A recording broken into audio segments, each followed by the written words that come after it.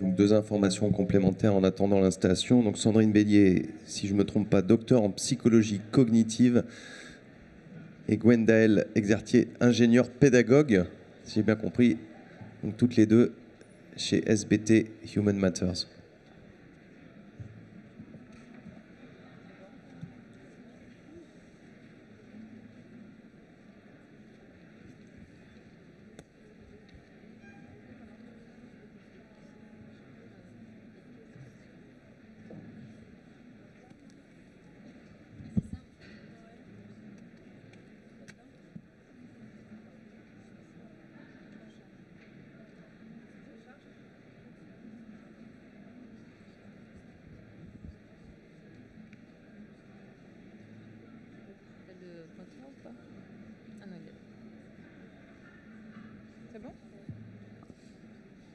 Bonjour à tous, bonsoir à tous. Merci d'être là encore à cette heure-là et pour nous écouter. Alors, rapidement, on va présenter SBT et tout d'abord, on est très heureux d'être présent dans ce panel d'experts qui concerne les sciences cognitives parce que comme l'ont déjà rappelé nos deux précédents personnes, les sciences cognitives, c'est un tout, c'est pas uniquement les neurosciences. On entend beaucoup parler de la vague des neurosciences, mais c'est pas que ça. Les sciences cognitives, c'est un tout. Ça permet d'avoir un environnement global aux humains, à nos apprenants qu'on prend en considération dans leur globalité, y compris leur environnement, leurs émotions. Voilà, c'est vraiment une totalité à prendre en compte. SBT, en quelques mots, c'est une entreprise qui existe depuis 20 ans, en fait les 20 ans cette année, et qui allie sciences cognitives et digitales au service de l'humain, que ce soit pour la formation, pour le domaine du RH ou même pour le domaine médical avec de la remédiation cognitive. Et donc c'est Sandrine qui va commencer par vous faire des petits exercices. N'hésitez pas à intervenir de temps en temps si vous voulez, puis on réservera un temps de questions à la fin.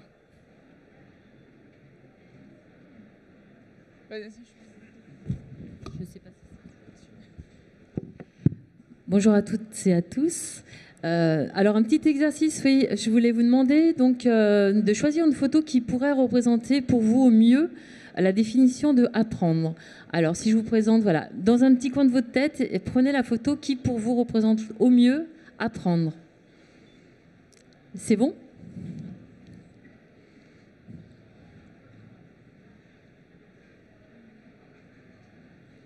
Qui a pris la photo numéro 1 ? Levez la main. La 2 ? La 3 ? Ok. Alors pourquoi, par exemple, qui pourrait... Est-ce qu'il y a quelqu'un qui peut nous expliquer pourquoi la 3 dans ceux qui l'ont choisi ? En une phrase, hein, rapidement. Hein. Oui ? La 3 parce que visuellement, ça me faisait penser à une carte mentale. Une carte mentale. Voir des liens entre les idées. La 4, qui a pris la 4 ? Oui. Un petit mot sur la 4 peut-être ? Source de tout le savoir qui va permettre ensuite de pouvoir expérimenter par soi-même ou par faire des cours, etc. La bibliothèque de connaissances, oui. Ok. La 5, qui a pris la 5 ? Ah, j'aimerais entendre quelqu'un sur la 5. Le plaisir, la joie d'apprendre. Plaisir et joie d'apprendre. C'est intéressant. Bon, là, juste peut-être un panel de vos représentations. On voit bien qu'apprendre, il y a beaucoup de représentations. Chacun a sa représentation d'apprendre. Et c'est vrai que apprendre, c'est un petit peu tout ça. C'est la joie d'apprendre, c'est la bibliothèque de connaissances sur laquelle on va se baser, c'est la découverte, c'est l'expérimentation. On va voir un petit peu ça tout à l'heure. Donc en fait le cerveau effectivement c'est une machine impressionnante, hein, 100 milliards de neurones avec les cellules gliales, ce qui fait à peu près autant d'étoiles que dans notre galaxie, une machine à calculer un nombre impressionnant d'opérations à la seconde, une machine à produire de l'intelligence et surtout une machine à apprendre. Et c'est important dans le monde dans lequel on vit. On vit dans un monde, un environnement qualifié de VUCA. Vous avez certainement entendu parler de cet acronyme qui circule depuis une dizaine d'années, qui a été proposé par l'armée américaine pour décrire des environnements qui sont volatiles, incertains, complexes et ambigus. Eh ben, chacun doit s'adapter donc face à ces changements, donc doit s'adapter. On doit adapter nos modes de management, de prise de décision, de communication et surtout d'apprentissage. C'est vrai que les connaissances que l'on a acquises sur les bancs, elles servent en partie, hein, c'est la base de connaissances, mais on voit bien qu'on apprend aussi chaque jour de nouvelles informations. C'est aussi grâce à notre plasticité cérébrale, donc la formidable caractéristique de notre cerveau, qui fait que notre cerveau se transforme continuellement en fonction des expériences que l'on vit. Et plus elles sont riches, et plus le cerveau va se transformer de façon à produire des comportements vertueux.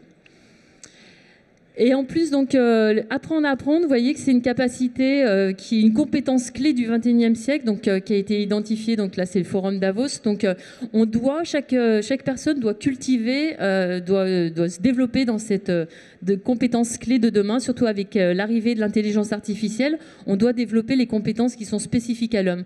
Et apprendre, c'est spécifiquement aussi. C'est très humain, c'est assez naturel. On voit les enfants qui apprennent naturellement. Hein. Et donc, comment maximiser ces apprentissages pour que ça soit aussi le plus facile possible. Juste une petite question. Le multitasking est un fantasme car A, B, C ou D à votre avis? Alors, A, l'attention ne peut se porter efficacement que sur une tâche à la fois. B, contrairement aux femmes, les hommes ne savent pas faire deux choses en même temps. Je vois des sourires dans la salle. Hein. Nous n'utilisons que 10% de notre cerveau, nous sommes donc limités par notre biologie. Et D, il n'existe pas d'activité multitâche à proprement parler. Qui a choisi D? Oui, quelques personnes. Qui a choisi C? Oui, quelques personnes aussi. Qui a choisi B? On n'ose pas. Hein. Qui a choisi A? En majorité, c'est la bonne réponse, effectivement. Donc l'attention ne peut se porter efficacement que sur une tâche à la fois. Donc ça, c'est vraiment un des premiers piliers de l'apprentissage. C'est bien connaître le fonctionnement de l'attention. On pourrait dire les attentions, parce que finalement, on parle d'attention, mais il y a beaucoup de processus clés dans l'attention. Hein. Il y a déjà l'attention focalisée dont on parle ici pour l'apprentissage, mais on peut parler également de tout ce qui est mécanismes qui vont permettre l'attention. Donc, c'est pas pareil d'avoir un déplacement involontaire de l'attention, hein, comme l'animal pourrait le faire pour fuir le danger. De l'engagement actif, donc de l'attention. Je décide d'être attentif pour justement mémoriser du contenu. Donc, on considère cette... alors, je vais vous lancer juste cette petite vidéo. Pour ceux qui connaissent, ne dites rien. Et pour ceux qui ne connaissent pas, je vais vous demander... Alors, il y en a déjà qui rigolent, attention. Donc, ne dites rien. Je vais vous demander de compter le nombre de passes que se fait l'équipe en blanc. Vous allez avoir deux équipes, une équipe en maillot noir, une équipe en maillot blanc. Essayez d'être attentif pour bien compter le nombre de passes que se fait l'équipe en blanc. Si j'arrive à lancer la vidéo... Non. Est-ce que ça va se lancer? Il y a moyen de la lancer de là-bas, non ou pas? Directement, ouais. Vas-y, clique dessus, fais un clic. Et je vois même pas la souris.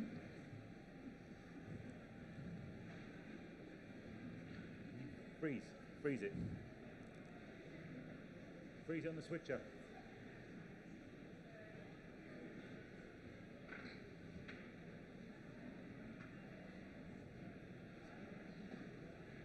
Sinon, on peut juste la lancer en mode non panorama. Le suspense est intense. On peut la lancer directement, peut-être comme ça. Voilà, regardez ça. Ah, c'est pour ça, ouais. Faudrait le faire un partage.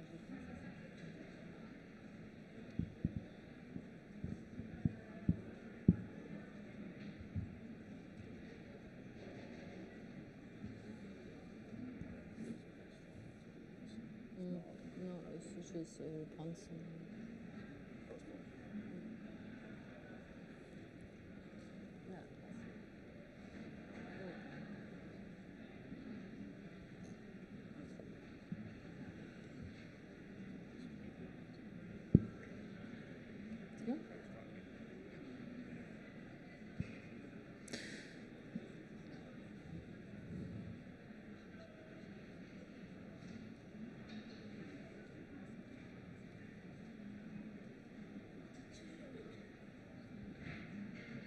Ça arrive. Hein.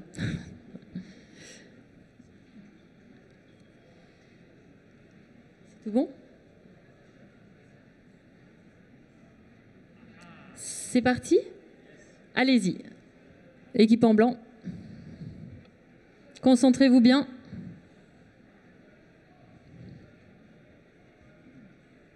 Merci.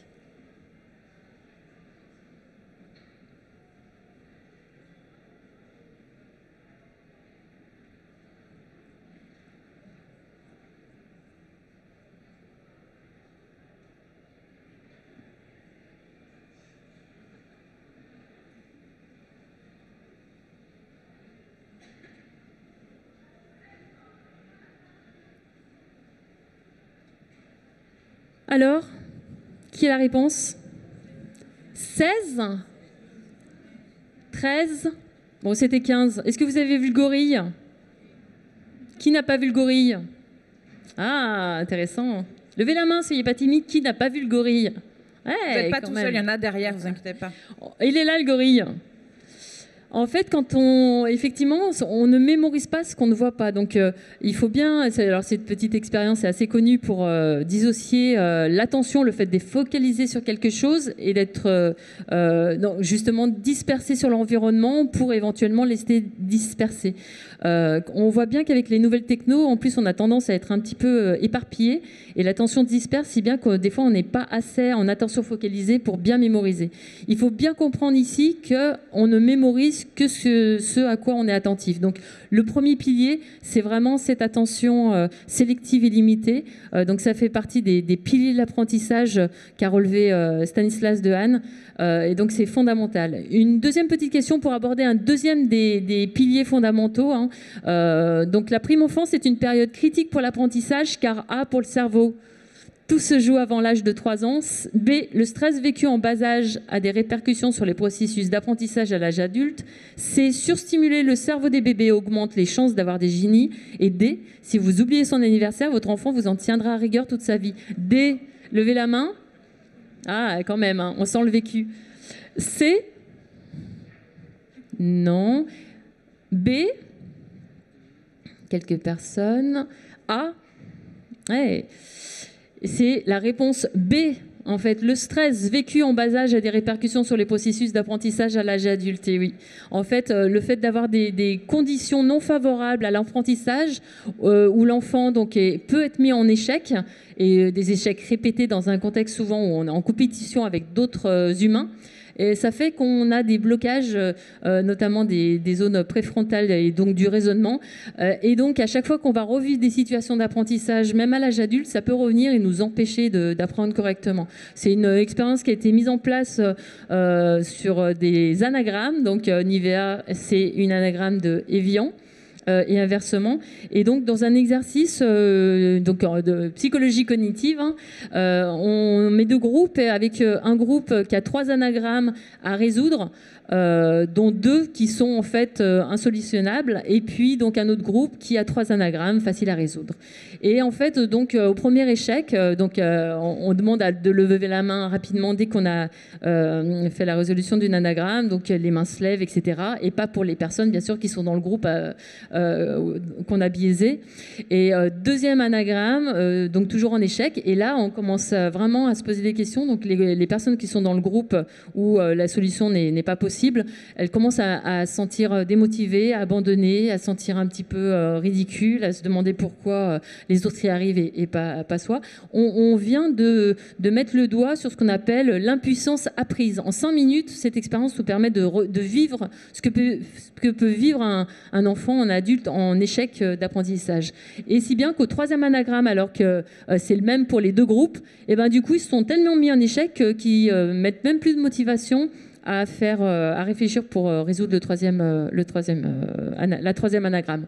Donc c'est ce qui se passe dans le cerveau. En fait, normalement, le cerveau sans stress, fonctionne donc avec les zones du lobe préfrontal qui permettent la réflexion, le raisonnement, le calcul, de fonction totalement normal, alors que du coup, quand il y a stress, ça vient inonder de neurotransmetteurs, de dopamine, etc., qui font un blocage du cortex préfrontal et nous mettent dans cette situation d'impuissance apprise.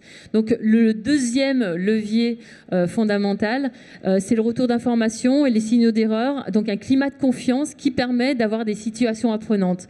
Et dans les organisations, c'est vrai que c'est intéressant d'intégrer des situations apprenantes comme le coaching, le co-développement, le mentoring, le reverse mentoring et des petites capsules aussi où on peut apprendre, se tester vraiment, voir où en sont nos connaissances sans avoir un retour d'information qui soit vraiment négatif. Et le feedback doit donc se faire de façon à la fois bienveillante et à la fois assez rapidement après l'erreur.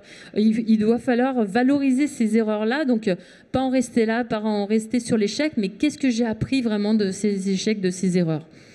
On s'aperçoit que finalement la situation idéale pour apprendre, donc là si on regarde, si on part du principe que E c'est la phase d'étude et T la phase de test, à votre avis, laquelle situation serait la plus favorable à l'apprentissage? Est-ce que c'est étude, étude, étude, étude et ensuite évaluation finale? Est-ce que c'est un test en dernier après trois éléments d'étude, puis l'évaluation finale?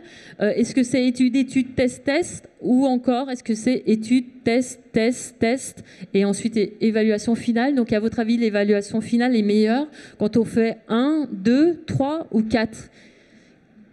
Qui prendrait 1? Qui prendrait la 2? La 3? La 4? C'est la 4.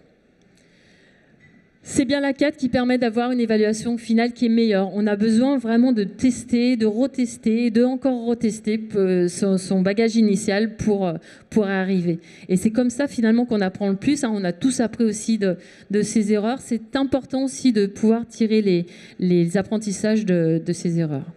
Donc, les tests ne se contentent pas de mesurer les acquis, mais font partie intégrante de la pédagogie. C'est ça qui est important aussi dans tout phénomène d'apprentissage, pas seulement en distanciel, mais aussi en présentiel. Donc c'est important aussi de le prendre en compte. Et puis bien sûr, on espace les entraînements pour apprendre naturellement, petite touche par petite touche. Le stress. Voilà, c'est bien dans une certaine mesure, c'est bien pour s'engager parce que ça peut être intéressant aussi pour éveiller l'attention, pour vraiment éveiller les ressources attentionnelles, les modalités sensorielles. Mais trop de stress va faire ce qu'on a vu tout à l'heure, donc un blocage qui peut au contraire démotiver complètement l'apprenant. Donc attention aux neuromythes à travers ces deux questions. Donc on n'a pas vu tous les piliers de l'apprentissage, tous les piliers fondamentaux. Mais ce qui est important de voir, c'est qu'il y a beaucoup d'idées reçues, surtout à l'ère des neurosciences, etc. Donc qui peut être considéré comme un effet de mode, mais alors qu'on en est qu'au tout début vraiment de l'avancée sur les connaissances sur le cerveau. Elles évoluent, ces connaissances. Avant, on parlait de cerveau droit, cerveau gauche. Ça nous paraît complètement maintenant dépassé, puisqu'il n'y a aucune preuve scientifique qui montre que les deux hémisphères cérébraux fonctionnent de façon dissociée. Donc c'est important quand même de balayer tous ces neuromythes. Et la première chose pour moi et pour SBT en général, c'est que chaque apprenant puisse prendre connaissance du fonctionnement de son cerveau. Il faudrait donner des cours à tout le monde sur comment on fonctionne. Les enfants, pourquoi on ne leur fait pas des cours sur l'attention? On leur demande d'être attentifs, mais qu'est-ce que c'est vraiment d'être attentif? Comment se concentrer? Comment apprendre? On rentre avec sa poésie le soir et on doit l'apprendre. Et voilà, chacun, on essaye, on fait chacun à sa manière. Des fois, on se trompe. On pourrait vraiment maximiser aussi les apprentissages en partant de ces connaissances-là. Donc voilà, c'est Laborie qui l'avait déjà dit en fin des années 70, début des années 80. Tant qu'on n'aura pas diffusé très largement à travers les hommes de cette planète la façon dont fonctionne leur cerveau, la façon dont ils l'utilisent, et tant qu'on n'aura pas dit que jusqu'ici cela a toujours été pour dominer l'autre, il y a peu de chances qu'il y ait quelque chose qui change. Je vous remercie de votre attention. Tu veux rajouter Oui, alors juste pour résumer, donc l'attention, le multitasking. Donc, en effet, ça fait partie des mythes. On est plutôt sur un switch ultra rapide d'attention quand on a l'impression d'être multitâche. Le fait de dédramatiser une erreur et de valoriser les petits pas vont nous permettre d'acquérir un apprentissage progressif. Et en dernier, donc la dernière expérience, le fait de s'entraîner, ce qu'ont dit déjà nos prédécesseurs là, dans cette salle de conférence, s'entraîner le plus possible pour augmenter la mémorisation. Chez SBT, on utilise tous ces moyens mis à notre disposition par les recherches des neurosciences et des sciences cognitives dans leur globalité. Pour faire des parcours sur mesure, on n'a pas une méthode miracle en vous disant venez chez nous, vous allez voir, on va tout passer dans une moulinette et derrière, vous allez en ressortir avec un super parcours de formation. Ce qu'on va vraiment faire, c'est déjà questionner, vous, tout ce que vous nous amenez. Est-ce que votre idée, votre cahier des charges correspond réellement aux besoins de l'utilisateur final? Parce que des fois, quand on est chef de projet formation ou RH, on a des grandes idées qui ne correspondent pas du tout à ce que veulent derrière nos utilisateurs finaux, à la façon dont fonctionne leur cerveau et le temps qu'ils vont avoir à ces périodes d'apprentissage. Et on va essayer de construire avec tous les outils à disposition sur le marché ce qui correspond vraiment le plus à ce dont vous avez besoin.